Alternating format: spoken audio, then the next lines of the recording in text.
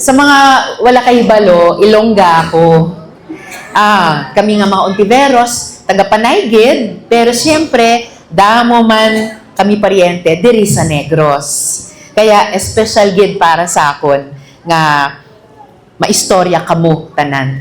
Dagdag dun sa position paper at sa mga inputs sa karon ni Govlito kag ng tanan nga mga kaupod na aride.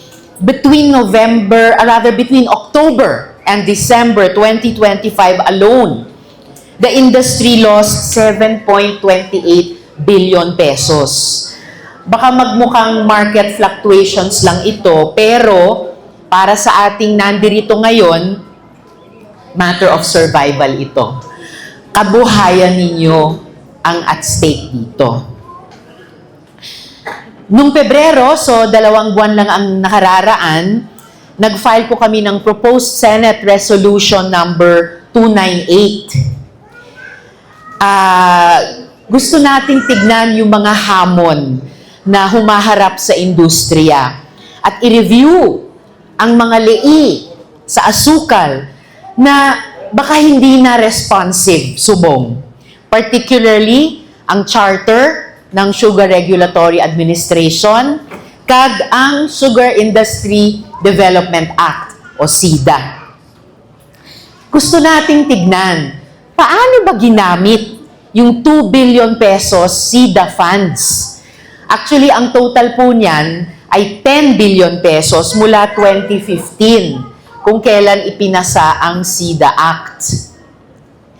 Gusto rin nating tignan yung menu o listahan ng mga programa na nandoon sa SIDA Act kung relevant pa ba sila, kag-responsive pa ba sila sa mga kinahanglan subong. Ang mga programang ito ay Productivity Improvement Program, Research and Development, Extension Services, Human Resources Development Program, kag Infrastructure Support. Kasi mapapatanong talaga tayo, bakit sa laki ng industriya, patuloy na bumabagsak ang kalidad ng produksyon at napakababa ng kinikita ng mga manggagawa sa sektor? Kasi kung yung sistema hindi na siya gumagana para sa tao, yung mga tao na dapat yan ang sineserbisyohan ng sistema, pues may responsibilidad tayo na iwasto yan. So ang aking pagtataya, ang aking commitment o promise, pangako ay lahat ng magiging bunga ng pag-uusap natin dito sa ating konsultasyon ngayong umaga, dadalhin po natin sa susunod na Senate hearing. Apo. So, gawin po nating napaka-komprehensibo ng diskusyon natin. Magsimula po kaya tayo, dagdag muli sa sasabihin nyo at ni Govlito at sinabi na sa position paper.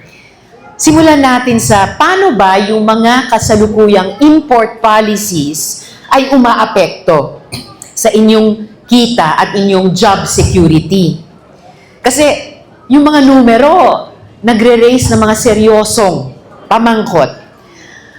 Habang ang mga leader ng Negros ay humingi ng isang import buffer na 150,000 metric tons, pero ang inaprubahan ay 424,000 metric tons. Halos triple.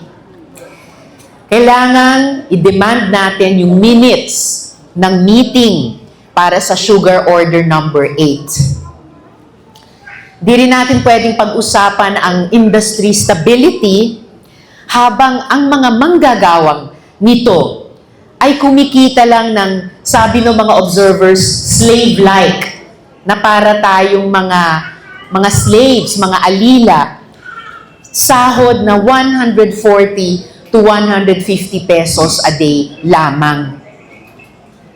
O para sa mga benepisyaryo ng agrarian reform na nandirito, nararamdaman ba ninyo ang tunay na benepisyo nito? Hindi pa, di ba? Hindi pa. So, kailangan i-probe natin din. Bakit yung mga joint venture buys o ploys at yung ariendo system ay hinahayaan na yung mga agrarian reform beneficiaries ay gawin na lamang halos underpaid agricultural workers para sa mga dating may-ari ng lupa nila. Anong mga reforma ang kinahanglan para masiguro ang sustainable at makatarungang industriya?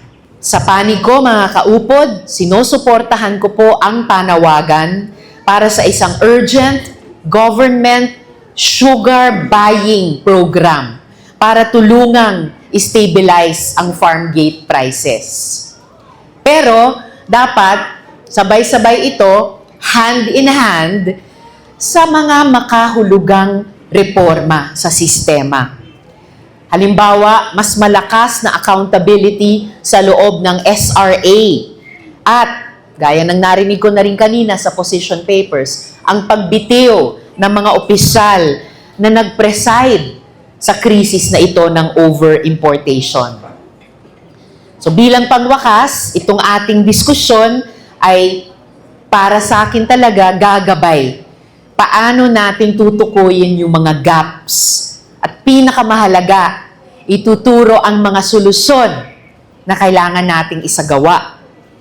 Hindi lang na maintindihan natin ang mga problema, kundi maayos natin ang sistema.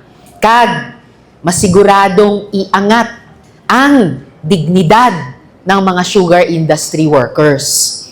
So, damogid nga salamat sa inyong tanan, mga kaupod.